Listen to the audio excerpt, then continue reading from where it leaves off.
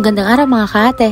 Another day with Luto Serye. Magluluto nga pala ako ngayon ng ginataang Sarin Lab. Nabili ko nga pala ito kay Kuya Chad. Tapos si Laika na ang pinaglinis ko nito at lulutuin ko na lang ito. Bali sa ranso ka, madaming makukuha nito. Bali nagisa lang ako ng bawang sibuyas tapos luya. Para lang din naman itong lukan. Pero magkaiba nga lang yung pinakang lasa nila. Pero kung papipiliin ako, mas malasa ito ang Sarin Lab. Pero sa totoo lang ho, ang dami ko pa rin hindi alam ng mga seashell. Naaalaman ko na lang ho kapag napapasintang bumili kapag may nakikitang bago sa mga mata.